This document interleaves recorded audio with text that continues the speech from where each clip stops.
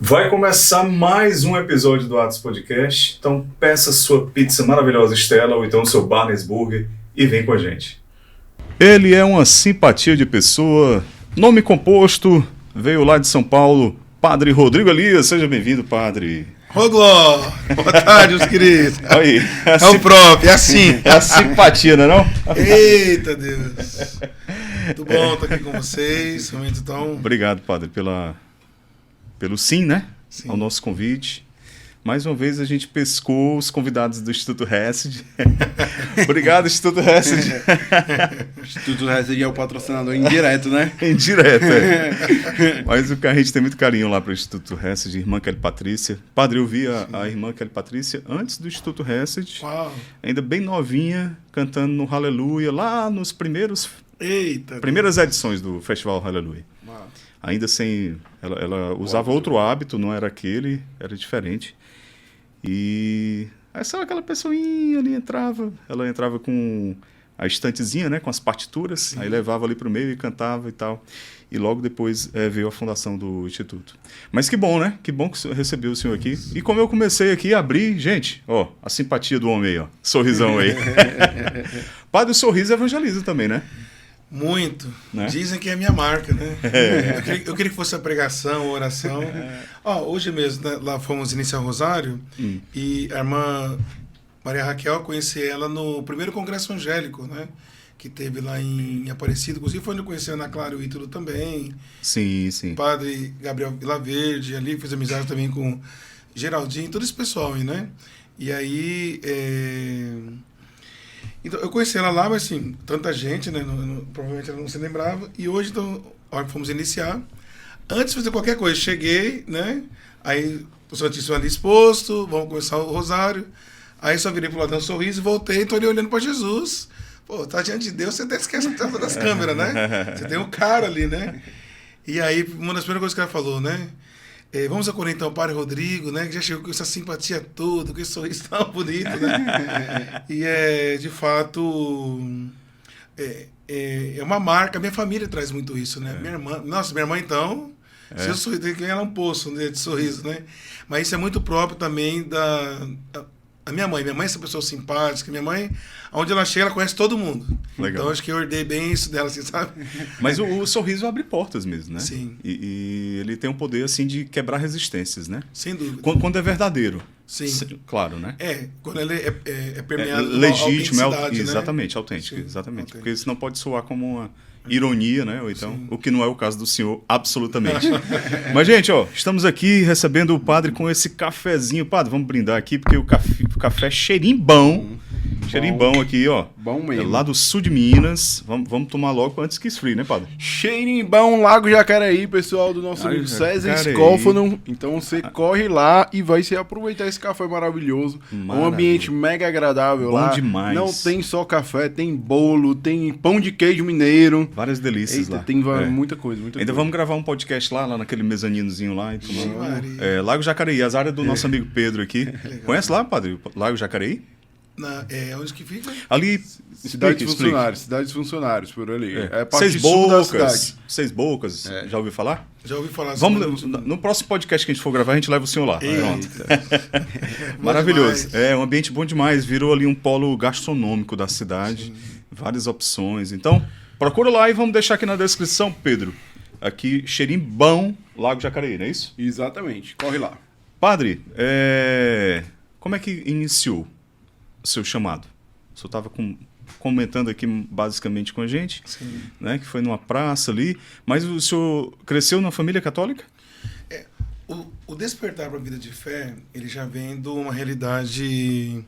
Porque assim, eu sou natural da cidade de Piracicaba, e no bairro ali do Vila Cristina, ele foi evangelizado pelos padres xaverianos.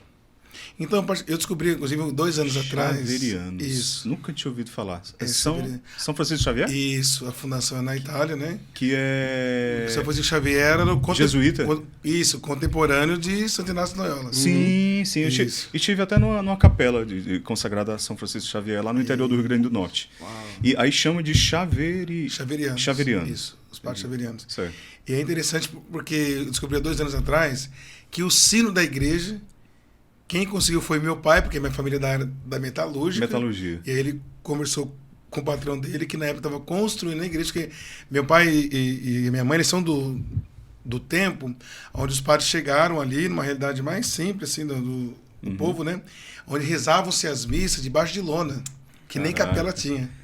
Eita, menino. Então a minha herança de fé, ela vem desse contexto, né? E o que é que o senhor acha desse povo hoje que se a igreja não tiver ar-condicionado, não vai para missa? Não entendeu ainda. Não entenderam o que é a igreja e nem o Cristo que a igreja nos apresenta, né? Mas uma dificuldadezinha ensina muito, né? O ser humano. Ensina muito. Né? Chãozinho batido, a lona ali. Não, e começou desse jeito. Não, se eu falar da experiência que eu fiz no período como seminarista, eu fiz missão como seminarista e como diácono também, com a Aliança, né? Onde eu sou membro, faço parte. Mas eu sou diocesano, enquanto sacerdote diocesano. Não, eu sou padre, missionário, membro da Aliança Misericórdia. É uma nova comunidade. Assim como o Shalom, tudo bem. Sim. Mas na diocese... Encardinado na diocese de São Paulo. Pronto. E liberado para a missão agora da diocese do Crato aqui no Ceará. Perfeito. E aí, abrindo um parênteses aqui, rapaz, lá no Amazonas, no meio da floresta, nas tribos indígenas... O senhor foi bater lá? Nós fomos lá em 2014, também em 2016. Já como padre? Ou não? Em 2014 como seminarista e 2016 como diácono, né? Ah, tá. Olha, lá alguns lugares tem missa uma vez ao ano. Mas um lugar que eu fui fazia 20 anos que não chegava um padre. Meu Deus do céu. Aí você vê um monte de... diversas paróquias aí. E a pessoa fala, não foi mesmo, por que você não foi à missa? Ai, tá com preguiça. Aqui em São Vicente, a nossa paróquia aqui, São Vicente de Paulo, são 5 aos domingos, 5 missas, 5 horários. Não tem desculpa, né? 6h30 da manhã, 9 horas, 11h30, 17 horas e 19 horas. Meu amigo, dá para você se organizar perfeitamente. Inclusive, já entrando nesse assunto de missa, de Eucaristia, ontem eu estava lá no nosso sítio de onde acolhemos as pessoas, né? Estação de rua e tal. E aí, o sítio que fica em Barbalha. Lá no Cariri. Lá no Cariri. E aí, uma das pessoas que estavam ali, toda piedosa, vai lá ajudar a fazer o almoço e tudo mais, conversando, né? Ela falou, tem uns 2 domingos que eu não vou à missa, né? Aí eu falei, você tá falando logo pro padre isso, né? Quer se confessar logo? É uma confissão, uma partilha do coração, né? Vamos logo separar aqui, né? Aí você dá uma de louco sem ser louco, né? Com classe, né? Falei, sabia que eu estou convencido que quem não vai à missa é porque não sabe o que é a missa. Porque quem lê lá o catecismo, eu não consigo nem ler. Vai lá, digita na internet. Catequese sobre missa. Tem tanta gente ensinando hoje, né? Essa acessibilidade, essa revolução digital que nós vivemos. Muito fácil. A pandemia acelerou tantas coisas. Gente, hoje tem uma acessibilidade, né? Muito fácil. O próprio Instituto Hessel, eu estava lá, por exemplo, tem tantas formações, enfim. Mas eu sempre lembro disso. Quando falo nesse contexto aí, padre, eu sempre lembro do padre Jonas. O padre Jonas dizia muito, são os batizados, mas não evangelizados. Isso. Né? Ou seja, é o católico do IBGE, por tradição, né? Enfim. Mas continue. O senhor estava lá no Amazonas. E lá eu pude ver isso, assim, as pessoas não têm acesso à Eucaristia. E nós aqui temos, enfim, né? Então, eu dizia para essa pessoa, né? Porque quem sabe o que é a missa, ela deixa de ir no aniversário no sábado à noite, ela deixa de comer, deixa de ir numa academia, numa realidade, que aqui tem praia, por exemplo, deixa de ir à praia, ela deixa tudo o que é próprio, natural e muito bom, numa dimensão humana, mas ela não deixa do encontro com o divino, com Cristo na Eucaristia. Escuta da palavra, receber a Eucaristia e viver no ambiente da comunidade de fé também, né? Bom, então, voltando a falar sobre... A minha fé, ela nasce nesse contexto. Então, meus pais ajudou a erguer a igreja, a construir a igreja, trabalhar, suor, ir lá, construir as paredes da igreja mesmo. Enfim, então, por que eu digo isso? Porque todo sábado de manhã tem a missa das crianças, né? E aí eu já chamava, engraçado que na rua de casa era eu e uma outra criança, nós dois éramos o líder e levava todas as crianças para missa. Hoje nós dois somos padres. É mesmo? Eu tô aqui na Aliança, ele tá na Comunidade Missionária Providência Santíssima. Legal. Né? Isso era... O senhor tinha quantos anos, mais ou menos? Aí tinha 7, 8 anos. Aí saía arrebanhando os outros. Só a diferença que eu falo que ele foi o padre imaculado e eu tive que vir pela misericórdia. Ele nunca beijou ninguém, ficou com ninguém. Eu era cantaeiro. Então, isso era do mundo. Só pela misericórdia. Por isso foi na Aliança Misericórdia. Né? Então eu me lembro que uma vez o padre ele fez uma pergunta: quem gostaria de ser padre? Aí eu levantei a mão assim, não que eu gostaria, mas no ímpeto eu levantei a mão. No embala. Não, levantei a mão e nunca mais, assim, por bons anos não me lembrei disso, né? Mas Deus esquece, né? Pegou na curva. Anotei aqui, bichinho. Tá anotado aqui. Pegou na palavra. Vou aproveitar que você deu sim, eu vou só ajudar ele a entender mais pra frente que é isso, mas... Enfim. Então o fato meus pais ter esse contato com os primeiros padres que chegaram, então tinha muito esse contexto. Os padres iam para a África e voltavam, e nós nos mobilizávamos muito para ajudar a missão dos xaverianos na África também. Entendi. Inclusive, daí nós tínhamos o terço xaveriano, que tinha os continentes, né? Então, até hoje, o meu amor aos pobres, que foi um dos pontos determinantes do meu chamado a responder o chamado de Deus também, pode continuar, já padre. Começou com esse convívio com os xaverianos. Então, como que desde criança, Deus, eu percebo que ele foi despertando esse amor pelos pobres, sobretudo podendo rezar praticamente quase que todos os dias com meu pai, com minha mãe na sala de casa, rezando pelas crianças da África e podendo também, tanto que eu aprendi, por exemplo, a não deixar comida no prato. Por quê? Porque eu ajudava a correr atrás para montar a cesta básica, não, conseguir dinheiro para providenciar alimento para o pessoal da África. Só foi desenvolvendo essa sensibilidade. Isso, né? Essa consciência do o que eu tenho em acúmulo está faltando para alguém. Foi nesse contato com os xaverianos. Então, eu cresci nesse contexto de fé. E aí, quando foi ele por volta dos 14 anos, né, que é um tempo difícil, assim, da igreja, que o jovem vai, faz o crisma, acabou o crisma, vai pro mundo, né? Fica um lapso o bispo ali, vem, né? unge ele e sai pro mundo, né? Sai pra gandaia, pra pá, um monte de coisa. Infelizmente, eu passei por essa fase. Então, assim, basicamente dos 15 aos 18 anos, eu vivi nessa realidade do samba. Samba, pagode, e era final de semana de quinta a domingo, noite e noite tocando, cantando, enfim. O senhor tocava? Eu tocava cavaquinho e banjo. É mesmo? Falta tocar porque tem muito tempo que eu não toco, né? Esse dia eu tentei arranhar, mas os dedos não estão acostumados mais não, legal, né? Cavaquinho e banjo. Mas o senhor tem realmente um timbre aí desse... Um timbre aí desse... Tem. A minha família, tanto que a minha prima hoje... É um timbre de puxador de enredo, né? A minha prima hoje é sambista famosíssima na cidade. Na cidade, região, faz show todo dia, né? Legal. Isso. E aí, então isso é um pouco cultural da família também, né? Aí, rapaz, então dos 15 a 18 anos eu vi essa realidade. Só que eu tinha um sonho em meio a esse mundo do samba, mas um sonho assim que era assim, de paixão. Porque eu sou da cidade de Piracicaba, né? Interior de São Paulo, perto de Campinas, mais ou menos 130 quilômetros de São capital, Paulo, né? Da capital. E aí, na minha cidade, ao lado da minha cidade, tem uma cidade chamada Tietê. E lá tem a festa de São Benedito. E sempre na festa de São Benedito, a cidade parava, era o evento do ano, e viu o sambista do Rio de Janeiro, São Paulo, eu sempre escutava falar daquilo. Então, assim, queria ver meu olho brilhar a falar desse evento. Eu nunca... Passou um ano, não fui, passou 2, não fui. Não, esse ano eu vou, né? Enfim, chegou o dia esperado. Aí tô eu lá, na praça do samba de roda aqui, dali se desfilava, tava nenhum aqui, tava no outro ali. Rapaz, daqui a pouco eu olhei pra uma pessoa, ela olhou pra mim. Ai, Deus, isso aí não. Uma loira bonita de olhos verdes, só que eu tinha saído com ela na sexta-feira, show do Jorge Aragão em Piracicaba. E a mentalidade desse tempo é assim: cidade nova, carne nova. Então eu queria coisa diferente. Aí eu olhei pra ela, já virei o rosto, fingi que não vi. Deu uma de difícil. Então, deu uma de louco sem ser louco, né? E aí porque eu falei assim: não, ela é muito bonita. Se eu for ficar com ela aqui, eu não vou curtir o samba. Eu vim pra curtir o samba, entendeu? Então eu não quero nem que ela chegue perto, que não vou resistir à tentação, né? Conheço o barro que eu vim, né? E aí eu fui fugindo dela, entrava no barzinho no outro, aí encostava assim, tudo, né? Se a pessoa passou, parecia um traficante fugindo de polícia, né? Rapaz, quando eu cheguei na frente da igreja, foi pego na curva. Aí foi por Jesus. Eu vi que tinha um povo lá pulando, subindo em lixeira com... Era aquela praça da igreja ali, central, na né? praça, na frente da igreja, praça São João Batista ali. Sim. E aí eu vi o povo lá falando de Jesus e tudo mais, com camisa de Jesus te ama, cantando Jesus te ama, te ama, te ama. Mano, mas festa católica, esses crentes estão enchendo o saco. Eram duas festas simultâneas. Na verdade, eles vou chegar nesse contexto. aproveitaram a festa pra evangelizar.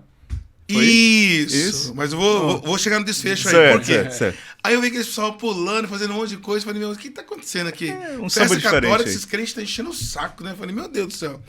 Aí, enfim, agora eu fui fugindo dessa jovem, fugindo. Quando eu cheguei em frente à igreja, um palanquinho, aí cheguei no momento de teclado, violão, tava tendo uma ministração de oração. Aí eu passando por ali, do outro lado da praça, aí escutei mais ou menos assim: jovem! Aí o senhor olhou. Uau! Do lado de fora. Aqui dentro, jovem. Falei, meu Deus. Pensei, será que é comigo? É você mesmo, jovem. Venha, Jesus está te chamando. Nossa, aquele foi mais forte que eu. Eu estava pensando em ir atravessar a rua, não sei se eu ia ter que aceitar Jesus, sabia o que mas foi mais forte do que eu. Não sabia o que vinha, mas eu fui. Não, queria ir. Esqueceu a loura. Aí, não, aí já tinha ficado para trás faz tempo já. Jesus chegou e expulsou tudo que não prestava aqui dentro. Aí, meu irmão e o pessoal que estava ali me chamaram, vamos, entramos no carro, tava indo embora já. Era por volta da hora da misericórdia. Detalhe, eu fui descobrir alguns meses atrás que o dia que aconteceu isso era o dia 29 de setembro. Olha aí, São Miguel. São Miguel Arcanjo. Isso faz todo sentido no meu caminho espiritual, no Ministério de Cura, de Libertação. Não é por acaso que eu vim nessa quaresma do Instituto do São Miguel, no Instituto Hesed. Então, desde lá, 29 de setembro de 2002, tem um percurso espiritual com o São Miguel que Deus está fazendo, mas vai dar um podcast para outro dia. Aí, a gente marca a parte 2. a gente fala de cura, de libertação, a gente vai aprofundar sobre isso. Se Deus quiser. Enfim, voltei. Ficou com aquele ecoando ali. Aí eu voltei para casa, cheguei na minha casa. Tinha uma pessoa, eu estava aí com 17 para 18 anos já, no dia 18. E ela tinha 16 para 17. Mas eu queria namorar sério com ela. Era uma outra essa, né? E aí... o cardápio era grande. Ligou para mim, falou, nego. Eu falei, pois não, meu amor. Minha família está indo para o Rio de Janeiro. Ixi, morreu em Rio de Janeiro. Para um jovem interior, pensar em São Paulo já é difícil. E Rio de Janeiro é uma coisa assim, distante, cara. Aí, enfim, conversamos, terminamos ali. Eu desliguei o telefone. Naquele tempo não tinha celular, né? Telefone. E tinha uma rede da sala para o quarto, economizar. Só que o nosso é diferente. Era uma única linha para 2 casas. Então tinha 2 telefones na minha tia e 2 na nossa. Aí, não tinha aquela travazinha, não? Que você muda para lá, muda, né? Não, quando você entrar alguém tá na linha, sai daí, tá na linha. Aí, rapaz, o que aconteceu? Eu desliguei o telefone e falei, a partir de hoje, minha vida é só de Jesus. Naquele momento ali. Nunca mais voltei atrás. Aí na segunda de manhã já fui à missa cedinho. À tarde tinha naquela época, na Canção Nova, o Padre José Augusto, ele fazia missa com exorcismo, né? Sensacional, o Padre José Augusto. E ele rezando lá. Aí falou, tem um jovem que está assistindo a missa aqui, você um dia na praia, assim, fez uma oferenda para Iemanjá. Você vai agora no quarto dos seus pais, na gaveta do lado direito, você vai abrir a gaveta, tá lá a foto, queima, põe um fim nisso na sua vida. Eu senti que era para mim. Aí eu fui lá no quarto, abri a gaveta, puxei, tava lá. Eu e minha mãe ofertando areia para Iemanjá na Praia Grande, em São Paulo. Foi mesmo. Não, ali eu falei, nossa, essa vida nova é legal, tô gostando, cara. É mais legal que nem isso aqui. É mais legal fumar baseado, entendeu? Agora deixa eu entender uma coisa.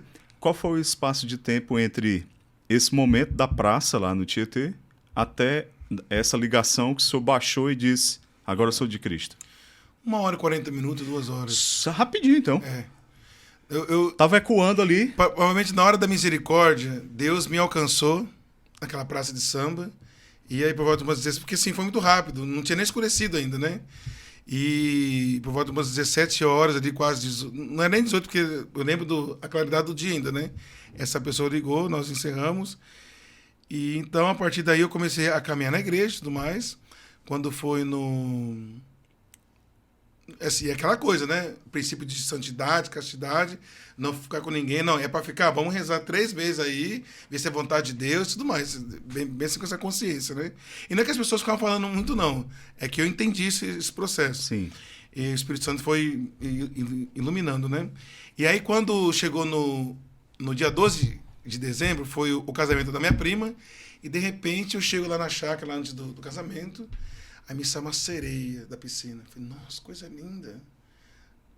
E aí eu olhei, depois no casamento, então tá mais linda ainda, né? Falei, quem que é essa pérola aí? Era uma jovem da Renovação, lá de Osasco, tudo mais, isso, aquilo. Falei, eu preciso ir em Osasco, acho que minha outra metade tá ali. E aí eu fui, então, a primeira vez, passar um tempo em São Paulo sozinho, e fiquei lá uns 15 dias, na primeira semana de janeiro, né? Janeiro de 2003, aqui já no caso. Mas essa decisão por Jesus não era ainda do sacerdócio, né? Não, era por Jesus. Certo, beleza. Não, o padre... tudo bem. Não passava na cabeça ainda, não. Tranquilo. Não, estava longe. Uhum. E aí, quando eu fiquei esses 15 dias lá para tentar ver se rolava alguma coisa, né? Mas sempre nesse princípio, rezar para ver, tal. Aí um dia eu conversando com ela, perto de vir embora, vi que não era para mim aquilo. Quando ela falou do ex dela, o olho dela brilhou, eu falei, não, ela tá em outra, então tá bem, tá bom, fica tranquilo, vou seguir o meu caminho. Só que aí no outro dia, eu fui cortar cabelo num lugar lá, o rapaz falou, olha, eu vou numa missa hoje, você não quer ir comigo? Então tá hoje para Antonello lá. Vamos lá, ué. Aí andei de metrô, todo feliz em São Paulo e tal. Cheguei àquela missa com mais 3 mil pessoas. Foi a primeira vez que caí no repouso do Espírito Santo, nem sabia que era isso. E até então eu não sabia quem era o padre que estava rezando essa missa, quem era essa comunidade, né? Mas assim, eu ouvi falar ali por cima de um Natal de Aliança de Misericórdia. E o padre, assim, italiano, tudo, né? Cheio do Espírito Santo, passando com relíquia de Padre Pio, e o pessoal todo caindo. Eu falei, gente, que é católico isso mesmo? E boliche. E lá, onde eu tava, o povo orava em nenhum, era aquela coisa. Lá não era de com força. Não, era assim, pentecostal. Eu falei, gente, é católico mesmo? Como que é isso, né? Enfim. Voltei de lá, aí encontrei uns amigos do grupo de oração. Falei, gente, eu fui numa missa de um tal de Padre Antonello. O quê? Padre Antonello aí pôs a mão no céu, você caiu, tal. Aí vocês conhecem ele? Rapaz, o Padre Antonello tá na cancional, tá no seu... Falei, nossa, pensei que tem importância. Aí, isso em janeiro. Em fevereiro, aí não vou pro Carnaval do Mundo mais, vou pra igreja, né? Trabalhar no supermercado no sábado, não consegui domingo de manhã. Entrei lá no polo esportivo da minha cidade de Piracicaba. No que eu entrei, a pessoa tá ministrando oração. Eu falei, eu conheço essa voz. Eu conheço essa voz. Padre Antonello. Ou aquela voz lá Aquela voz lá da praça. Eu falei, não, assim, sabe aquela experiência do pastor que conhece a voz da ovelha? Eu falei, essa voz eu conheço. Aí eu dei um intervalo, eu fui lá. E aí que eu fui descobrir que quem estava na Praça do Samba lá, dia 29 de setembro, não eram os evangélicos. Era a missão do qual eu sou membro, faço parte, fui ordenado padre. Eram os primeiros anos da Aliança de Misericórdia, com uma missão específica que nós temos chamada Talita com Missão. E estão fazendo o Talita com Missão, que é nessa realidade de praça, é isso que o Papa Francisco fala, né? Além dos muros da igreja. Sai na sacristia, bora, vamos. Talita em referência à passagem. Isso, né? porque tem o Talita com Encontro, né? que é um retiro fechado de 2 dias. Então a pessoa vai, faz um retiro querigmático, carismático, né? Tem encontro com Jesus, se converte, batiza no Espírito Santo. E depois vamos pra rua, vamos pra missão. Resgatar as pessoas. Vamos pro baile funk. Agora em São Paulo tá. Inclusive, nós recebemos o prêmio Medalha de Ouro na Diocese de São Paulo agora, semana passada, pelo fato de ter estratégia de vacinação com jovens. Porque uma vez por mês os nossos jovens se reúnem, um grupo de 20 jovens, e vai pra favela de madrugada, né? Então baixa porta de barzinho, entra lá dentro, impõe as mãos, reza, batiza no Espírito Santo, conversão, vai nos baile funk, vai lá nos piores favelas de São Paulo, chama Noite Fornalha. Então estamos no fogo do Espírito Santo, vamos tacar fogo na favela. Mas é fogo da unção do Espírito Santo. Então, aí quando eu descobri, foi, peraí, então, tem uma missão. Aí eu fui conhecer, aí não conheci muito a aliança. Esse retiro de carnaval, conheci uma moça, começamos a namorar. Namoramos assim 3 meses, encontramos 4 vezes na igreja. Enfim, depois não vi que não era aquilo também. Aí quando foi no dia 13 de maio, de Nossa Senhora de Fátima. Aí foi um ex-pastor lá que estava com o nosso padre dando testemunho de Nossa Senhora. E eu estava meio assim, porque nesse processo de 23 de setembro até... 29, né? 29 29 de setembro até o dia 13 de maio, o que aconteceu? No domingo, no mini mercado que eu trabalhava, nós éramos mais ou menos em 8 funcionários. 4 se converteu, dentro dos 4 fui eu. Se convertemos todos no mesmo final de semana. Eu nessa realidade carismática dentro da igreja católica e cada um desses para a igreja evangélica. Então, no sábado, todo mundo estava na gandaia ainda. No domingo todo mundo se converteu e na segunda-feira todo mundo chegou falando de Jesus. Cara, isso foi um avivamento isso aí no mercado. O dono do mercado, o que foi que aconteceu? Não, todo mundo falando de Jesus, isso aqui lá e tudo mais. Ixi, Maria. Só que aí eu não tinha instrução do catecismo da igreja, acesso à fé. Então, nós falávamos de Jesus, aí eles vinham questionar a Virgem Maria, eu não tinha ensinamento. Hoje não, a pessoa assim, não bate um papo legal, entendeu? Sim. Mas naquele período, então eu fui... E aí eles aproveitou que eu tava na ânsia da conversão. Ih, rapaz, mas que eu ganhei de DVD evangélico, Mara Maravilha, Cassiane, Silas Malafaia. Nossa, me deram uma coleção. Só que eu ia em alguns momentos no grupo da Renovação Carismática, né? Mas quando eu falava, vamos levar a mãezinha pra cá, que mãezinha? É Jesus que salva. Então eu tava com aquele católico com cabeça de protestante. Sim. Entendeu? Então, e nesse dia de Nossa Senhora de Fátima, precisou de um ex-protestante que teve um encontro com Nossa Senhora. Quando eu vi ele deu testemunho, coroou a imagem. Aí como se Deus falasse, tá vendo, Tomé? Só querer porque vê, né?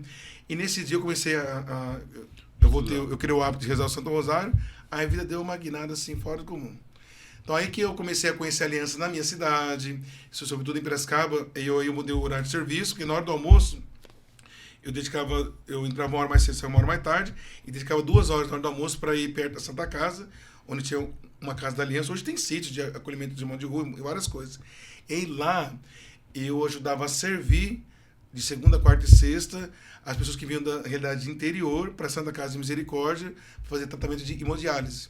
Então fui me inserindo nisso. Às quarta-feiras, nas comunidades pobres, nas favelas, rezar o terço, o pessoal precisava de cesta básica, e foi, quando eu fui ver, a gente quer saber de uma coisa, que Deus está pedindo algo mais.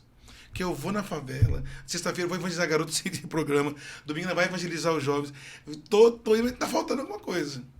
Aí eu fui compreender que Deus tinha um chamado, né? E quando ele chama... O meninozinho que levantou a mão... Isso. Foi pego de novo. Aí foi pego com gosto, viu? Não, e todo mundo assustou, porque assim, foi muito rápido, porque de repente 8 meses, 1 ano, tava ali de noite em noite, samba e samba, pagode, e de repente o menininho tá ali Ué, tá deixando tudo, vai dar vida pra Jesus, o garoto de 18 anos, como que é isso? E aí, eu dei a moto pro meu irmão, dei outra coisa pra você, e pior que eu não vendia, porque eu não precisava vender. Porque Jesus pediu para deixar tudo, vou viver de providência, o que eu vou? Não, foi dando uma coisa, outra roupa daqui, essa coisa meio franciscana, assim, de raiz. Rapaz do céu. E meus pais falaram, meu Deus, é isso mesmo? Você quer? Eu falei, é isso mesmo. Eu lembrei de um fato agora que Deus, quando Ele quer, é fantástico. Porque um dia nós estávamos ensaiando, no meio do samba, eita vida.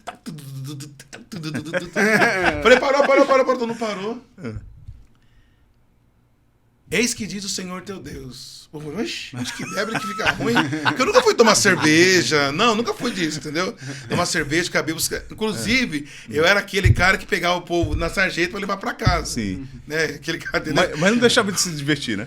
Não, o bom samaritano já fazia no samba, já, eu não sabia.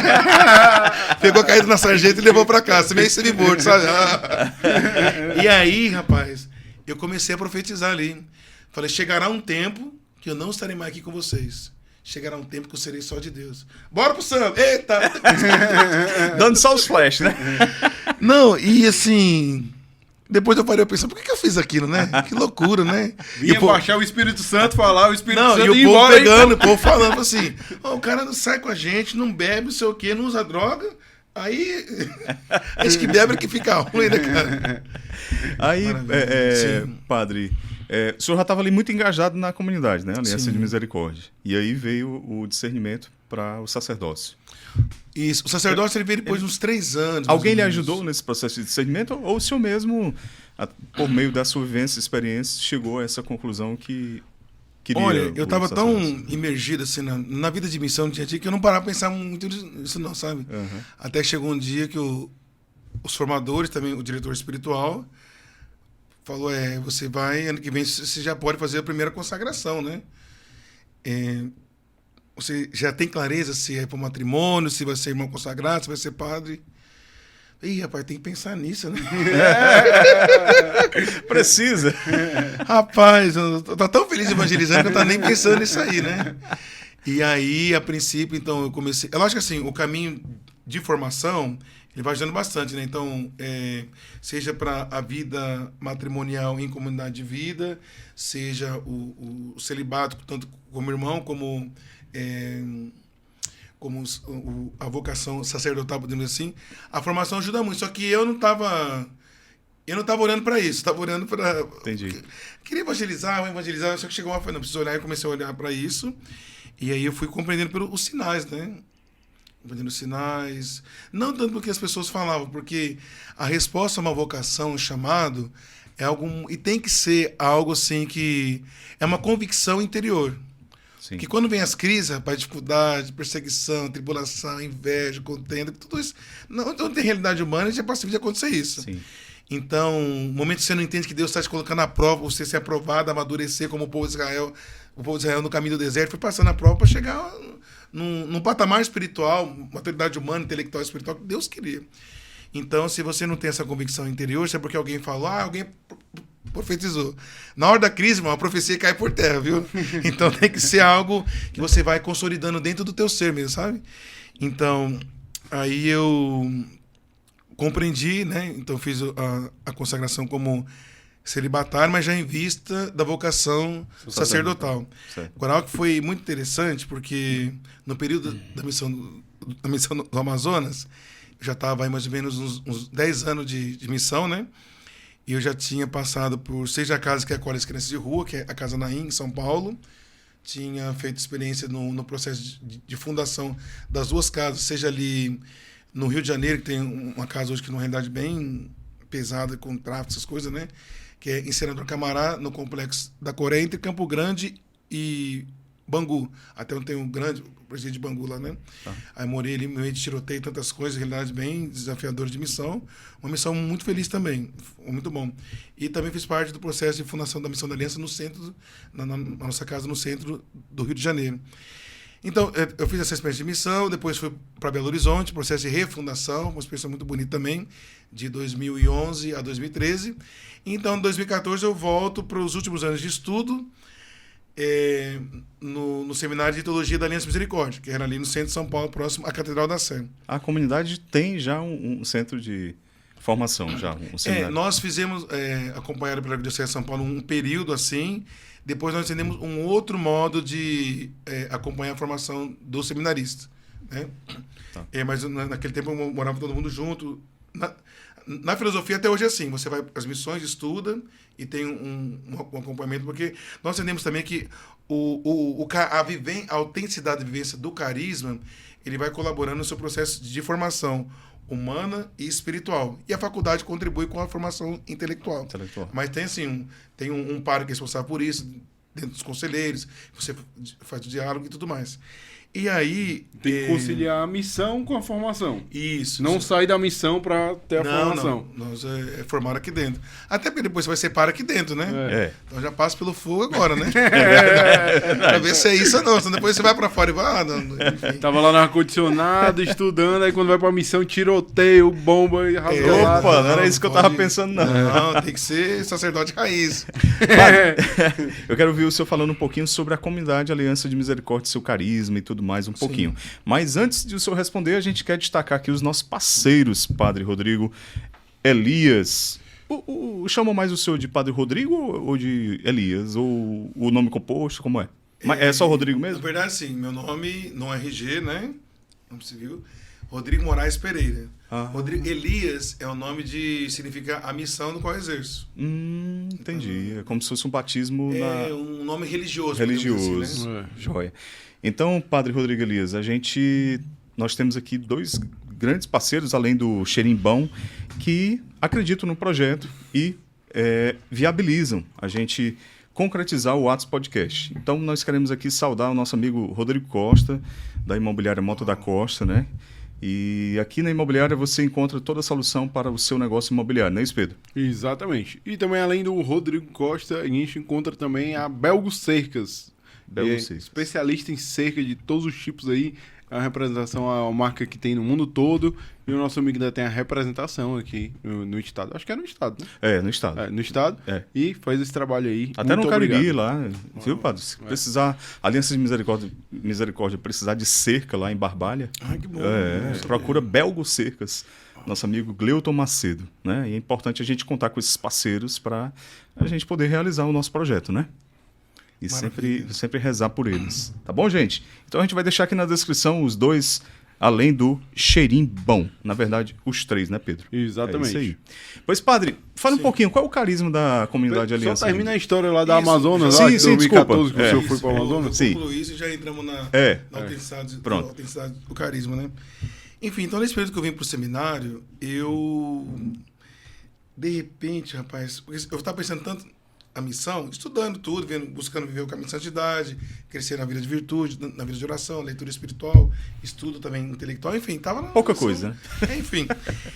Só que quando eu vim pro seminário, o fato de não ter tanta coisa na mão também, isso me ajudou a olhar mais para mim. E de repente me deparei com uma interrogação grande, cara. Falei, meu Deus, será que é isso mesmo? Rapaz, foi difícil, hein? Depois de 10 anos. Falei, não, mas 10 anos eu comecei. Ixi, foi difícil.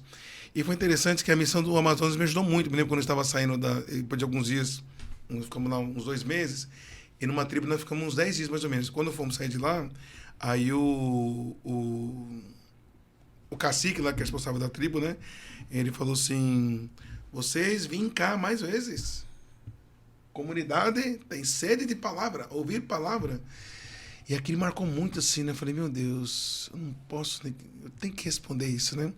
E quando nós viemos também, nós temos um retiro em preparação para receber os primeiros ministérios com o seminário da Diocese de São Paulo. E ali eu falei, eu preciso encarar isso de frente. Então eu percebi que, na verdade, é um processo de amadurecimento, por isso que eu falo, tem que ser uma convicção interior. Porque até então, teve a formação, teve os passos, foi indo e tal, ok. Tive sinais também de irmãos em situação de rua, os dias estão mais difíceis, né? Estão andando assim. Com o evangelho, teve 2 que marcou muito. No mesmo dia. Estava numa crise lá no início, né? Para discernir, né? Os primeiros passos. Aí, antes de fazer a primeira consagração. Aí eu andando na Praça da Sé, o irmão me abraçou e falou, pare. Eu falei, mas eu não sou padre.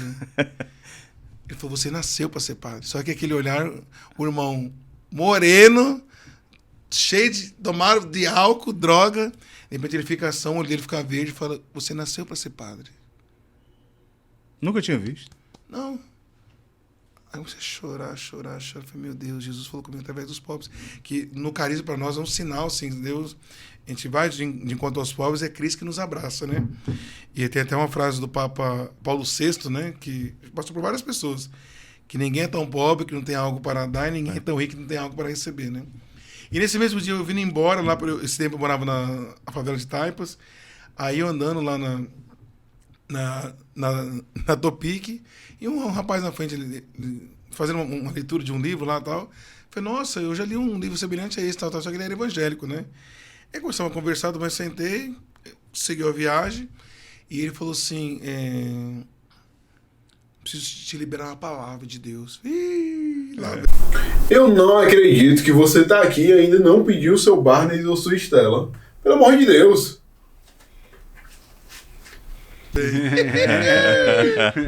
Vai querer converter o futuro padre da igreja, né? Não, o futuro padre, o missionário católico. Aí ele falou assim, o Espírito Revelador me revela. Ixi. Espírito vem com revelador. autoridade espiritual, né? Me revela que assim como Jesus reuniu os 12, os ungiu, enviou em missão, ele quer fazer isso com você também dentro da igreja católica. Olha aí. Ele quer que você seja o sacerdote que ele sonhou. Não, se ele falasse padre, é mais tranquilo. Ele falou sacerdote, é uma linguagem católica, não é evangélica. Aí no mesmo dia, o irmão em situação de rua e esse jovem no ônibus.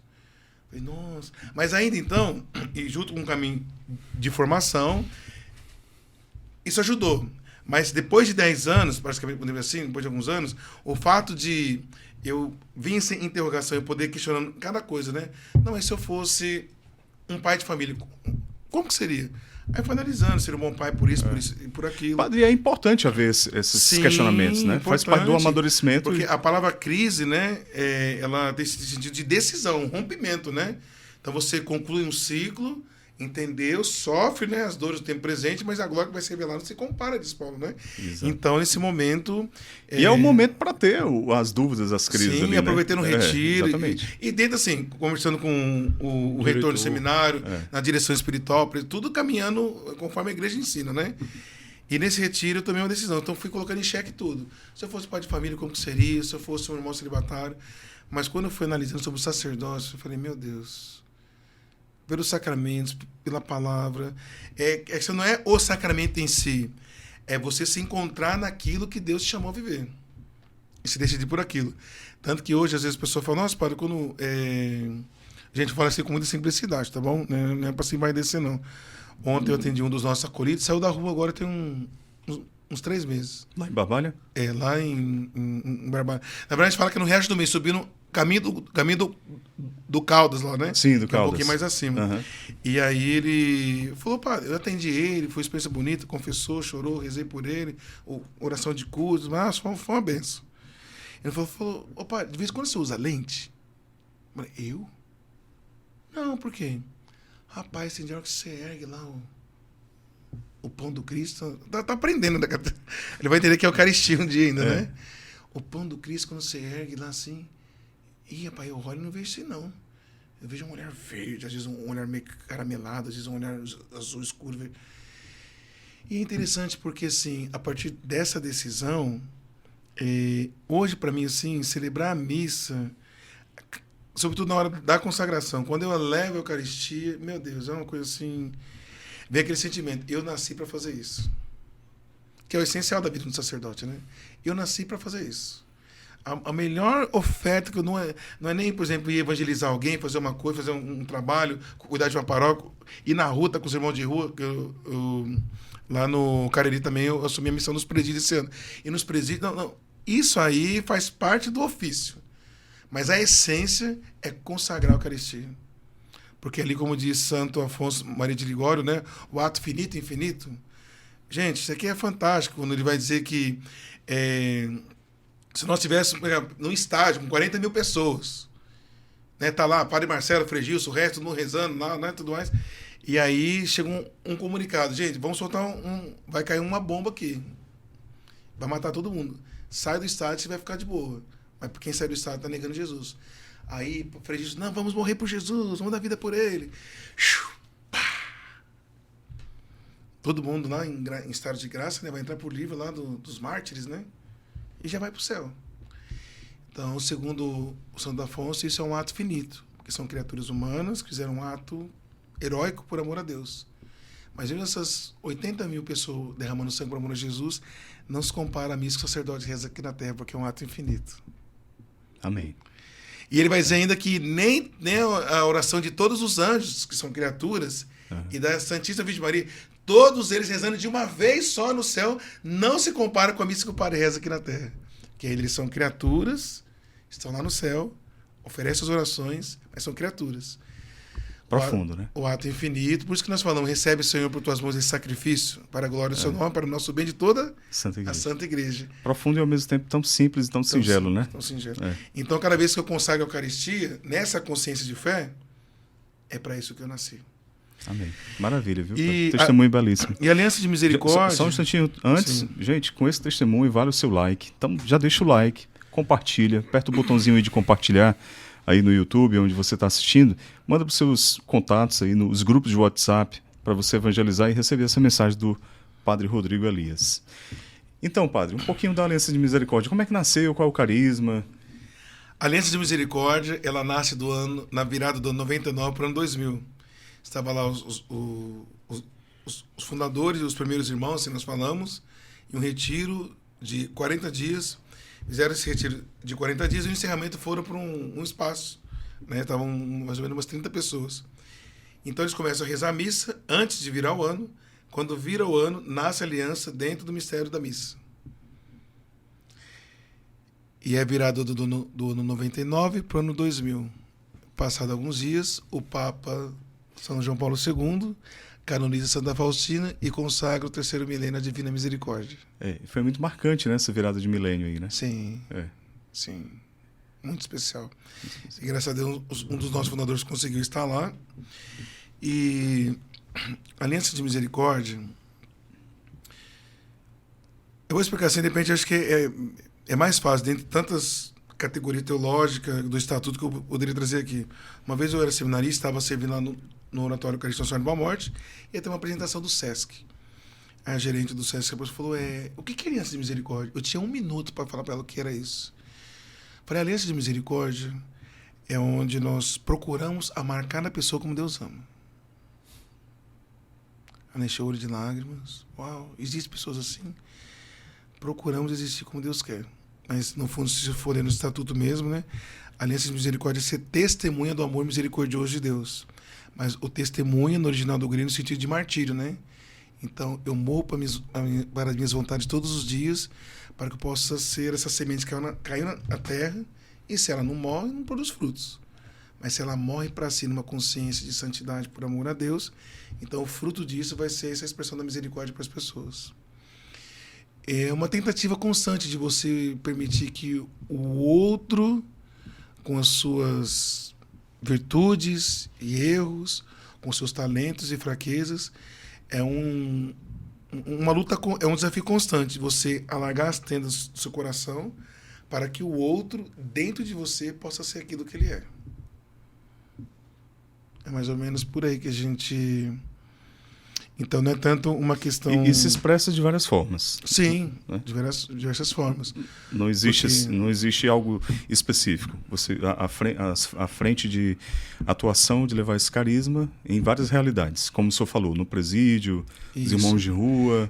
E aqui sempre foi um desafio para nós, inclusive no ano da misericórdia, no seminário, lendo o livro do cardeal, não lembro o nome dele agora, nós questionamos muito se nós não estávamos invalidando o carisma, no sentido que parecia que em alguns momentos, numa linguagem filosófica de essência e existência, parecia que nós expressávamos a misericórdia quando eu estou na rua com o pobre.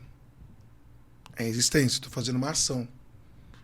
Mas na essência, na prática do dia a dia, parecia que nós não conseguimos exercer isso um com o outro. Mas espera aí, então, dentro vive uma coisa e fora vive outra. E nós começamos aprofundando também sobre os escritos espirituais dos nossos fundadores.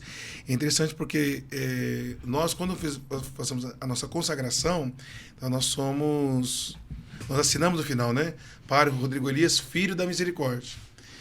Então, Filho da Misericórdia é aquele que se reconhece que ele foi envolvido e mergulhado no Rahamim, nas entranhas do amor misericordioso de Deus, e essas entranhas que nos geram. Então, assume a minha fraqueza, assume a minha pobreza, assume o meu pecado. Então, essa entranha, ela trabalha dentro de mim, né? Então, esse processo de santidade. E assim que eu sou entranhado no amor de Deus, aí que entra o sentido, né? Eu me abro também para que o outro seja entranhado aqui dentro. Então, essa busca constante que, na verdade, nós temos que ser especialistas em fragilidade humana. A verdadeira metanoia, né? É um desafio constante.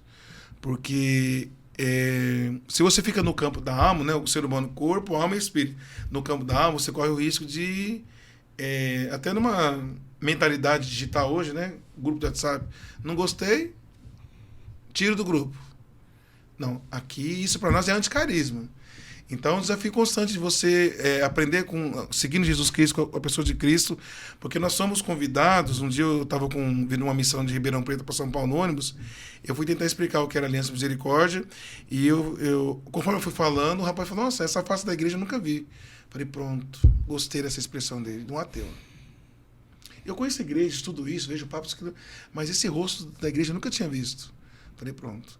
Então, aliança, porque cada carisma... É novo, é uma novidade do Espírito Santo. Né? E cada carisma na igreja, de fato, ele revela uma face de Cristo. Uma face, né? Exatamente. Aí até as últimas consequências. Pelo outro. E então esse é o nosso desafio diário, a nossa aventura diária. Né? A gente, no seminário, o reitor falava que ser aliança de misericórdia, começar o dia no inferno e construir no nosso dia a dia um céu. Ser o administrador de fraqueza, porque no fundo tem um padre nosso que ele está na missão na Polônia, padre Lissau, ele fala que a aliança de misericórdia são aqueles que foram pescados em curvas de rio, são os piores. Ou numa linguagem atual que o pessoal usou muito, os improváveis, né? Mas que foi aprovado por Deus. Sim. Então, nós temos que tomar muito cuidado para não desaprovar as pessoas no nosso modo almático de ver, né? aprisionado na racionalidade humana. Então, se eu estou no campo espiritual, então eu vou procurar olhar para o outro como Deus olha. Então, é olhar dentro, a essência, né? Porque hoje em dia, nessa cultura também capitalista, materialista, agora do marketing também, enfim, tantas coisas, a gente corre um grande risco de eu procurar o outro por aquilo que ele pode dar. Mas o que Deus quer trabalhar nele? Utilitarista, né? Utilitarista. Sim. Padre, fale um pouquinho agora da sua fase agora, que você está mergulhando nos estudos dos carismas, né, do Espírito Santo. E as experiências... Já quer deixar um gostinho para o próximo podcast, né? É porque, infelizmente, o senhor tem um horário aí, né? Então, a gente queria ficar muito mais tempo aqui com o Padre Rodrigo. Mas quem sabe a gente combina um repeteco aí, né? Parte 2. Vamos fazer um parte 2. Mas só para dar um spoiler para a galera aí. A Aliança de Misericórdia, ela nasce nesse contexto também de... A nossa palavra, identidade de vida, é quando Jesus vai iniciar o ministério dele, ele entra no templo, segundo narra o Evangelho de Lucas. Então ele desce o rolo do livro ali, né? Dentro da sinagoga, e ele ali tem o texto do profeta Isaías 61. E aí Jesus atualiza aquilo nele, né? Porque, segundo Tomás de Aquino e Agostinho, tudo que está em figura do Antigo Testamento se torna realidade na pessoa do Cristo. E a nossa palavra constitutiva é: o Espírito do Senhor Deus está sobre mim, porque o Senhor me ungiu e enviou. Então somos ungidos e enviados para anunciar a boa nova aos pobres, abrir os olhos dos cegos, libertar os cativos, os oprimidos, e poder proclamar o ano da misericórdia, o tempo da graça, o ano da misericórdia do Senhor. Então, a minha conversão por si só já diz muita coisa. Numa praça de samba, alguém libera uma palavra de ciência, aqui está uma profecia que muda a vida de um jovem. Esse jovem hoje está aqui com vocês, né? Estava lá no Instituto Res com tantas pessoas rezando hoje, né? Enfim. E aí, a fase que eu estou vivendo, para mim, é como se fosse um retomar do início. Porque eu me lembro que, muitas vezes, quando eu servia eu ia para lavar banheiro, no meu período de formação, então lavar o banheiro dos encontros de 2.500 pessoas que meu fundador fazia, né? Rapaz, já vi tanta coisa. Uma vez eu ajudei uma senhora a entrar com um andor, com muita dificuldade, né? Com um andor assim, colocou no cantinho. Sim. E naquele encontro teve uma criança de cadeira de rodas já há muitos anos, que ela chegou para um dos padres do nosso fundador e falou: hoje é aniversário dele, quer dar um presente para ele. Porque de 2 em 2 meses tinha esse encontro no Brás, lá na Casa Restaure-me, onde inclusive nós acolhemos desde o ano 2000. Todos os dias são mais de 750 irmãos em situação de rua. No Brás, Feirinha da Madrugada, que conhece São Paulo ali, né? Sim. Então, essa casa de reabilitação, para os primeiros passos, que os irmãos dão também, né? Uhum. Enfim, então ali, de 2 em 2 meses tinha esse encontro, né? Com a renovação carismática, enfim. E aí eu me lembro que eu ajudei essa mulher a entrar no sábado de manhã, e no sábado à tarde essa menina falou pro padre que ia dar um presente para ele. E todo encontro ele ia até ela: vem, levanta, anda. E ela: não. Aí você falou: eu quero andar. Ela segurou a mão dele, levantou da cadeira de roda e começou a andar. Aí essa mulher do andor viu aquilo, jogou o andor para cima e saiu correndo. Então, eu fui criado na Aliança Misericórdia nesse contexto, esse avivamento, você vê os dons, os carismas, a unção do Espírito Santo fluir com muita naturalidade. Sim. Então, o que eu entendo que nós, como aliança, estamos vivendo a partir desse ano de modo particular, nós passamos por um processo de amadurecimento. É importante a institucionalização, porque isso dá base ao carisma, né? Verdade. Agora tivemos recentemente também a aprovação dos nossos estatutos, depois de tantos anos, né? Muito então bom. A igreja confirmando, né? Esse carisma profético, que nasce sob o influxo da graça do Espírito Santo, é autêntico. A igreja, então, o nosso carisma hoje é uma vida de santidade para toda a igreja, né? Sim. Tem esse... Faz parte da Arquidiocese de São Paulo, lá, o Piracicaba? Dona Unida, não, na verdade, assim, Dona Rio de Janeiro Rio de Janeiro. Arquidiocese de São Paulo, Dom Dilo. Dom Dilo. E aí, então, por exemplo, no Cariri agora tivemos o nosso congresso jovem. Uhum.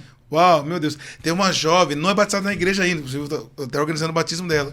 Ninguém falou de oração em línguas carismáticas. Ninguém falou não era um retiro de aprofundamento dos dons, não era uma oficina de dons. Era um retiro pregando sobre filiação, santidade, evangelização. Mas a presença de Deus era tão forte que ela não é batizada na igreja, ainda no sacramento, mas foi batizada no Espírito Santo. Estamos vivendo Atos dos Apóstolos, capítulo 10. Pedro vai pregar na casa de Cornélio, que é pagão. Não era um adorador de Deus vivo e tudo mais, enquanto nem tinha passado pelo batismo de arrependimento de João Batista lá atrás também, enquanto Pedro está na casa de Cornélio, que ele não queria ir lá, tinha resistência, porque era pagão, está pregando, bum, o Espírito Santo desce porque não tem limite. Após o mistério da morte e ressurreição de Jesus, o céu que havia sido fechado pelo pecado de Adão foi aberto novamente com Jesus. Quando ele entra, ele abre tudo. Ele subiu, por isso que é a ascensão e a vinda do Espírito Santo. No que ele subiu, o Espírito Santo vem para atualizar a obra, né? Atualizar a missão. E é dado sem medida, né? Como Efésios 3:20, aquele cujo poder age em nós pode fazer infinitamente mais do que pedimos ou pensamos. Então, essa experiência de avivamento que estamos vivendo, né?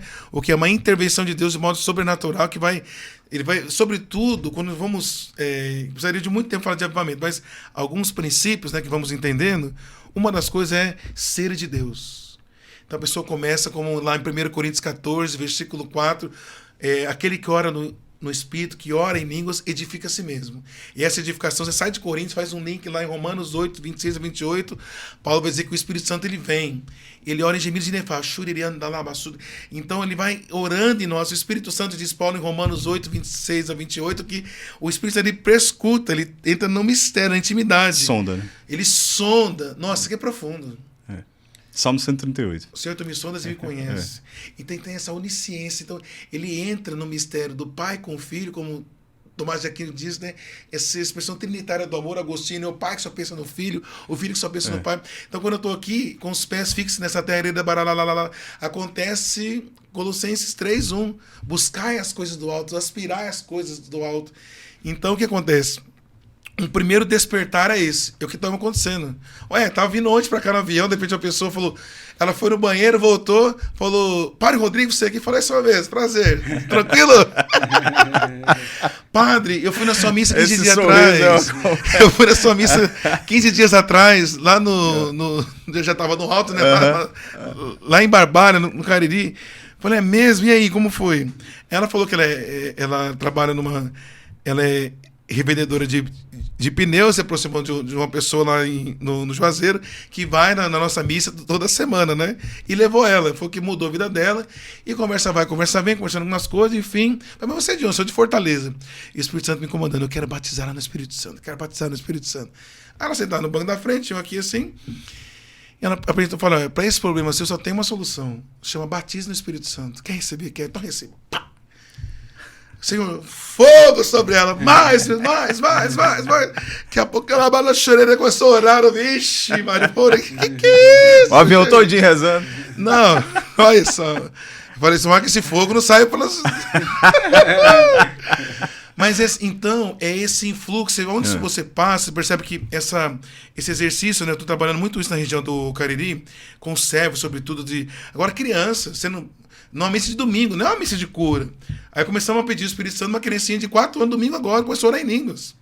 Aí uma outra que viu os stories que eu tô fazendo no meu Instagram, né? Todo dia, tem mais de dia, tô falando sobre oração em língua, testemunho e tal.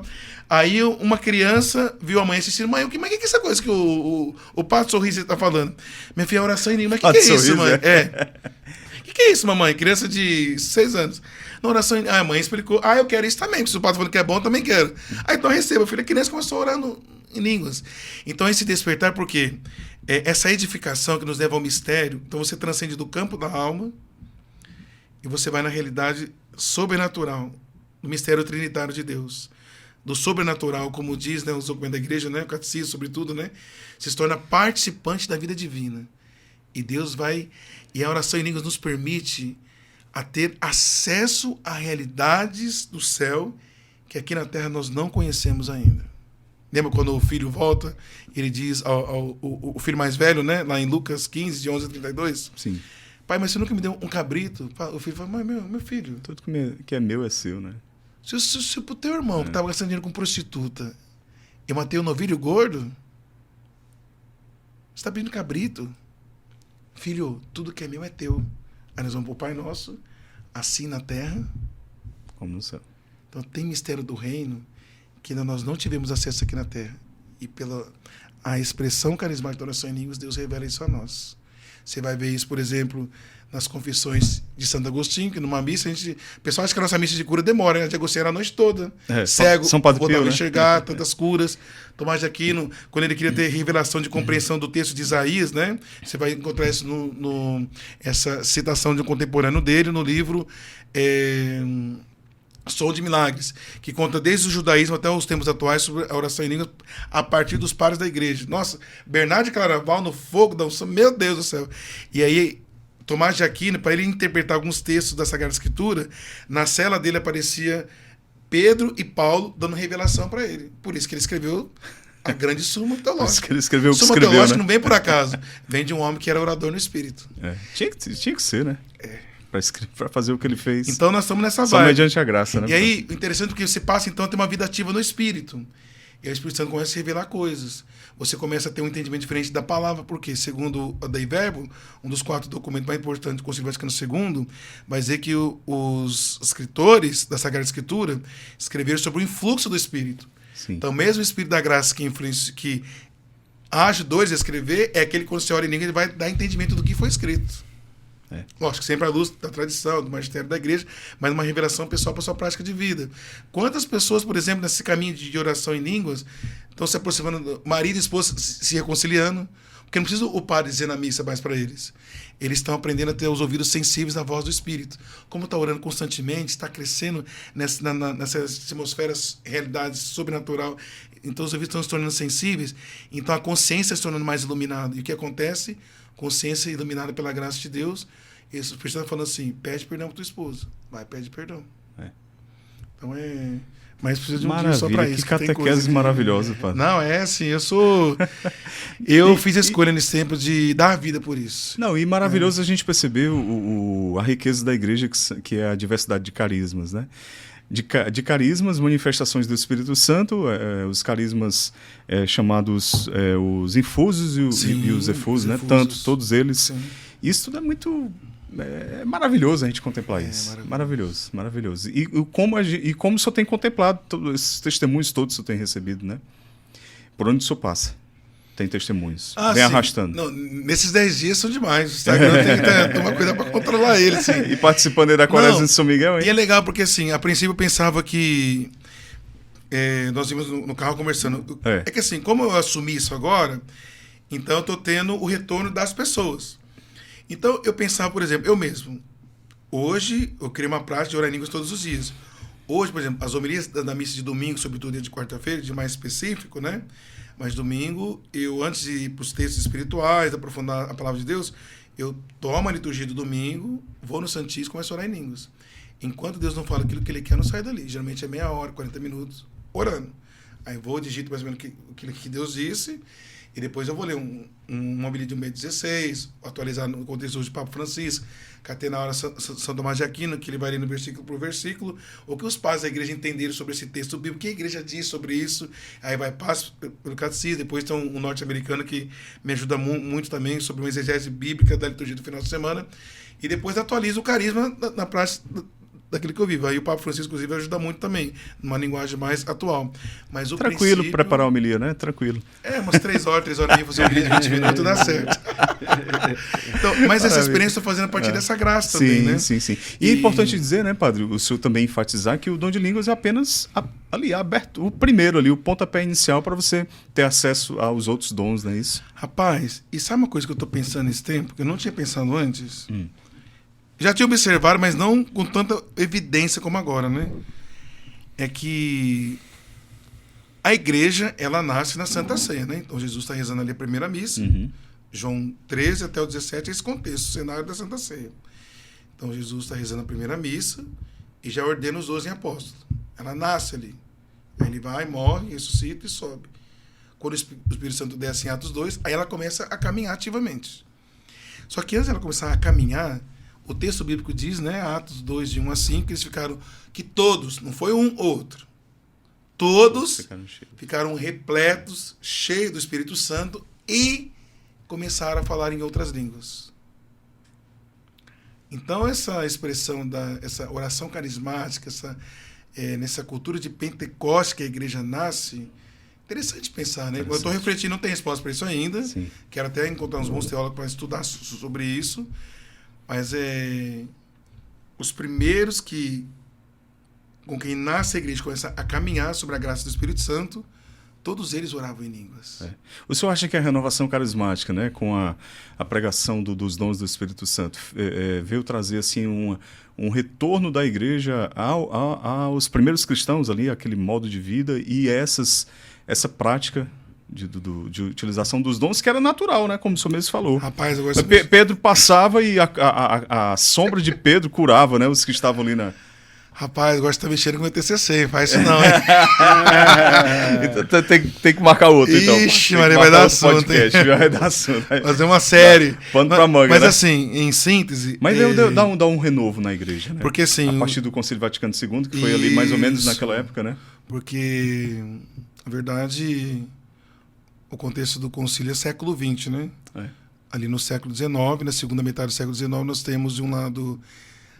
duas contemporâneas que marcam a história da igreja, né? De um lado, em Lisieux, na França, Teresinha do Menino Jesus, que começa a ser tomada pelo Espírito Santo e começa a escrever sobre a misericórdia, sobre o rosto, a falar do Pai, aí que retoma essa visão do Pai que até então... Pai amoroso, né? Pai amoroso, Pai misericórdia, é tratado como louco, enfim. E no mesmo período que ela, só que lá na Itália, em Lucã, tem a Helena Guerra. E aí... Menos conhecida, né? Menos conhecida. Bem menos, né? O Espírito Santo começa a incomodar ela também. E ela, ousadamente, escreve para o Papa, dizendo que teria que consagrar o século XX ao Espírito Santo e também que a igreja precisaria voltar, em vez de sermão, a falar da palavra de Deus. Daí começa o princípio do resgate da homilia, que até então, durante bons séculos, foi o sermão, a falar sobre a palavra de Deus e também rezar pedindo o Espírito Santo. E tem toda uma riqueza de doutrina, mas o Espírito Santo utiliza essa irmã do convento, que depois ela é conhecida como apóstola do Espírito Santo, né? E o Papa assim o fez. No dia 1 de janeiro, o Papa Leão XIII consagrou o século XX ao Espírito Santo. Então começa a nascer, falando aqui no contexto da Igreja Católica, né? Sim. Começa a nascer movimentos de renovação espiritual. Aí começa o movimento bíblico, o despertar do pessoal estudar, entendeu? Movimento litúrgico, movimento... Qual é o outro que eu não me lembro agora também? Eu sei que o movimento bíblico são 5. Agora de cabeça eu não me lembro todos. E todos esses movimentos, isso na primeira metade do século XX. No meio da metade, de repente, Deus suscita um Papa transitório, João 23. Só que ninguém esperava o que ele ia fazer com a igreja, né? Abriu a janela e falou... Enviai, Senhor, o vosso Espírito, sopra um novo sopro na nossa igreja. E convocou o Concílio Vaticano II. Então, esses movimentos espirituais de renovação, eles fazem assim no Concílio Vaticano II. Bate com força. E o que há, sim, um retorno à patrística. Então, um movimento patrístico, que é algo que tinha ficado esquecido também. Pronto, aí então, o que retomou acontece? todas as raízes ali da igreja. E quando você retoma os padres da igreja, automaticamente. Você retorna...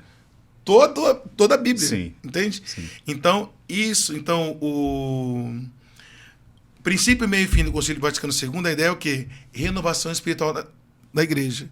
Encerra o Concílio Vaticano II, não dá 2 anos, renovação. Começa como fruto, tem um teólogo Barruffo, italiano, ele diz que o movimento carismático é movimento, não é um grupinho, é movimento. Então ele vem como resposta ao pedido de renovação do Concílio Vaticano II. Padre, eu estou controlando aqui o tempo porque eu sei que o senhor tem outro compromisso. Para a gente ir encerrando, onde é que termina a questão meramente sensitiva, emocional da pregação carismática e onde precisa começar ali o aprofundamento, o conhecimento da doutrina para dar o alicerce que essa experiência do Espírito Santo precisa, que a pessoa que foi batizada ali precisa ter para não, como o senhor falou lá no início, né? Que o senhor era confundido como protestante com os outros amigos lá do supermercado, né? Onde é que está ali, onde é que a igreja precisa trabalhar? Para encerrar, são mais 50 minutinhos, cara. Para responder essa daí. Profundo isso, né? Mas assim, é uma pergunta boa, é complexo de assim, é um tema isso, né? Mas é uma realidade atual que, graças a Deus, hoje, inclusive eu conversava hoje hoje de manhã com uma das irmãs do Instituto, que eu falei, mas eu percebo que vocês não... Porque assim, lá eles têm... O rosário de manhã é um povo mais assim, tradicional, tem rosário, assim, não ora em língua, fica profecia. Não tem profecia, não. É um povo mais assim e quer uma coisa mais sólida, tranquila, uma missa bem rezada. Pronto. O da noite é o povo da renovação. Só que o diferencial que eles percebem é que o povo não quer essa oração. A nossa geração, Deus está trabalhando de maneira tão grande. Eu vejo como um fruto aqui também do aquilo que nós estamos colhendo.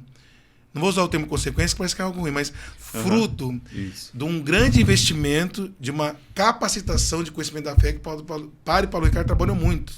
Teve outros, mas ele de modo específico... Ele foi assim... Ele formou uma geração, as famílias, os jovens, até alguns 10 anos atrás, o povo não lia a Bíblia. Não conhecia o catecismo da igreja. Hoje... A não ser os que estavam ali mais enraizados em comunidades, né? Mas o católico de paróquia, né? O geralzão, Hoje em dia, o povo não quer ouvir qualquer coisa, não. Não quer. Então, o povo quer coisa só. Boa parte da igreja hoje, isso é bom porque, na medida que você vai aprofundando a doutrina, a igreja vai te apresentando Cristo. Aí você não passa a construir uma igreja conforme você quer, né? Então, eu percebo que o movimento carismático, ele contribuiu muito... Porque nesse período também é um período crescente por busca de espiritualidade, onde muita gente começou a ir seja para as regiões, as dimensões orientais, como uma busca também das coisas ocultas. Um misticismo, né? Esse período pessoa querendo explicação no extraordinário, né? No então, sobrenatural. a renovação responder muito isso, sobretudo pelo encontro com a pessoa de Cristo e batismo no Espírito Santo. Porém, com o tempo, isso foi assim, como uma dimensão mais querigmática, mas eu percebi que faltava algo mais sólido. Até a minha pessoa não... porque uma profecia, ela tem que estar em coerência com a doutrina da igreja. Não cair, se você não conhece a doutrina da igreja, corre um risco de cair no humano também, né? Tá. Então, percebo que houve um período com mais essa coisa, e fomos muito criticados por isso. Um povo da emoção, um povo que quer ficar trocando lâmpada, quer não sei o que. Então eu percebo que hoje está acontecendo esse processo de amadurecimento dessa busca espiritual que tem uma solidez na doutrina e uma ousadia na unção do Espírito Santo. Show. Perfeito. Olha, ele sintetizou rapidinho, cara. E um grande ponto forte, principalmente da renovação carismática, foi principalmente no Brasil, né? Tinha o advento ali da teologia da libertação e a renovação carismática combateu de maneira quase um antídoto ali, né? A teologia da libertação, ela caminha muito pro humano, e a renovação... o social. Pendia muito pro extraordinário, e a renovação espiritual. Mas aí eu acho, e aí eu tendo a concordar, que a renovação, esse é o meu ponto com a renovação carismática, né? As pessoas precisam entender que ela é um bebê dentro da igreja ainda. Sim. Então ela é um movimento extremamente novo. Você pega 2000 anos de igreja, pega a renovação carismática, ela é 50 anos. Novíssima dentro da igreja. Na verdade, se a gente entende a partir desse contexto de a Beata, tudo mais, e pede o Espírito Santo, tudo mais, a Beata não orava em línguas, mas ela falou do Espírito Santo. Enfim. Então, se você pega esse movimento de espiritualidade, o movimento da renovação, na real mesmo, o intuito é o quê? Ajudar as pessoas a voltar ao princípio fundante. Então é uma renovação a partir dos princípios, tipo, volta ao primeiro amor. Então, volta à palavra, volta aos pares da igreja, volta porque também volta ao amor, à liturgia, à missa, à confissão, o próprio nome renovação já não ajuda muito no entendimento disso. Porque dá uma ideia que é algo novo, mas não é algo novo necessariamente. É como se fosse um resgate daquilo que já existia lá atrás. Porque não é novidade, é renovar. Exato. Então já atrapalha muito. E outra coisa da RCC, a capilaridade, né? A RCC, ela chegou em vários lugares que a igreja não estava chegando. Então, lá nas periferias, cidadezinha do interior, várias igrejas protestantes, né, abrindo ali, qualquer pontozinho comercial abre uma igreja, e a igreja... Os testemunhos, e a RCC vai lá e abre. E também tem outra coisa que a renovação carismática combate muito bem, é o movimento pentecostal evangélico, né? Sim, exatamente então, isso que eu ela traz uma roupagem ali bacana que combate muito bem o movimento pentecostal evangélico, apesar de que esse nem é o interesse, na verdade. Não. É só um movimento que está fazendo sua parte e tal. Mas aí eu acho acho que o ponto da renovação é que eu acho que ela, no meio do caminho, que é um processo normal também, um processo de amadurecimento.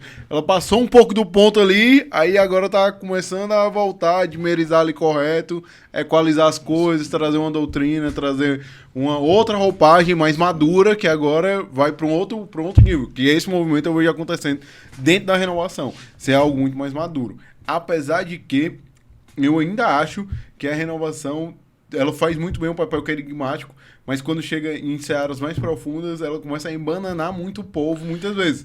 Mas é um processo que faz parte também, que tá todo mundo tentando entender. Não, e é legal porque assim, por isso que o Papa Francisco agora, por exemplo, agora tem a Caris, que a questão, nós estamos falando de renovação, mas na verdade vamos atualizar segundo o pontificado do Papa Francisco. A linguagem hoje não é renovação, é corrente de graça.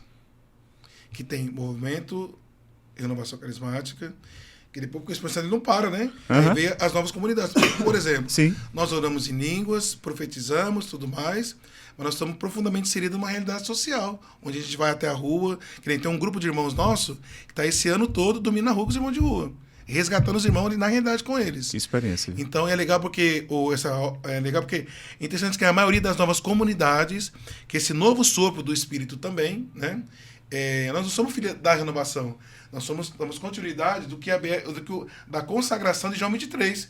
Porque às vezes o pessoal fala, não, as novas comunidades vêm de nós que é da renovação. Gente, sem ficar levantando bandeira, estude e verás. Vai conhecer o que a igreja diz. Isso. Então, se você pega a consagração que o João 23 fez, que veio os movimentos místicos, eu te falei, veio o Concílio Vaticano II. Então, nós estamos vendo um processo de renovação espiritual. Esse que é o ponto. Se é RCC ou não é, se é nova comunidade ou não, gente, isso não é essencial. Sim, sim. O essencial é o quê? O Espírito Santo está dizendo que, olha, o Papa Francisco está atualizando muito bem isso, né? O Espírito Santo veio para gente para fora da igreja, gente. Vamos resgatar o povo e trazer, e buscar as ovelhas perdidas e trazer de volta, né? Então, esse lance também e é legal porque a maioria das novas comunidades, ela nasce sobre essa unção do Espírito Santo, mas tem algo prático também para transformar a realidade social. Muito interessante isso. É uma resposta às demandas. E é a verdadeira resposta do trabalho social. Eles falavam lá que daí a gente, como o Bento XVI, na introdução ao cristianismo, ele dizia, né, que o perigo da teologia da libertação foi que tirou Jesus do centro e colocou o pobre, colocou Deus no gueto. Exato. Entendeu? Então, todo esse processo, segundo o princípio teológico da cristologia, né? Jesus é o princípio e o fim, o alfa e o ômega, né? Então o Espírito Santo vem, então eu encontro com Cristo, vivo sobre o mover a graça, vou me santificando pelos sacramentos, adorando o Santíssimo, rezando o rosário, aí, povo da madrugada, né? Vou ver esse caminho íntimo com o Senhor, mas também aberto à necessidade do próximo, né? Sim. A transformar a realidade no contexto atual. Maravilha, meus irmãos, que aula, que maravilha. E aula com simpatia, com um sorrisão no rosto. Ô, Glória! É com o Padre Rodrigo Elias. Gente, deixa o like aí, compartilha, né, Pedro? Exatamente. Merece, não? Compartilhar com muita gente aí esse episódio. Mas a gente precisa acabar, que o senhor disse que... extrapolamos aqui, né? O horário que o senhor me deu. Vamos lá. Eu estava tendo cuidado aqui. Né? Tá ótimo. Padre, muito obrigado. Obrigado mesmo por sua generosidade. E a gente queria concluir com uma bênção sua dirigida aqui ao Atos, né, o nosso projeto, e também a quem está assistindo a gente. Ótimo. A nossa proteção está no nome do Senhor, Que fez o céu e a terra. Inclinai-vos para receber a bênção. O Senhor te abençoe e te guarde. Amém. O Senhor volva para vós a sua face e compadeça de ti. Amém. O Senhor vos conceda saúde de corpo e alma. Amém. Abençoe-vos Deus Todo-Poderoso. Quero aproveitar que nesse tempo de São Miguel Arcanjo, com essa pedra do Monte Gargamo, então pedir mesmo por meio da intercessão de São Miguel, que Deus abençoe você, abençoe sua casa. Se você quiser também apresentar aí o óleo, o sal, a água, que o Senhor possa abençoar nesse momento. Que São Miguel te visite hoje, agora, trazendo um despertamento nele, que é adorador do Verbo Divino, que você possa ser um adorador eucarístico em espírito e em verdade, mas também ser um combatente em horas de batalha, na vida de oração, de fé, no exercício da misericórdia para com o próximo. Por intercessão de São Miguel, Deus te abençoe em nome do Pai, do Filho e do Espírito Santo. Amém. Quem Amém. como Deus? Ninguém. Ô, glória! Valeu, Padre. Muito obrigado. Gente, deixa o like aí, então, compartilha e continua seguindo a gente aí nos nossos canais, Instagram e tudo mais, porque ainda vem muita coisa boa por aí, né, não, Pedro? Exatamente. Tamo junto, pessoal. Até a próxima.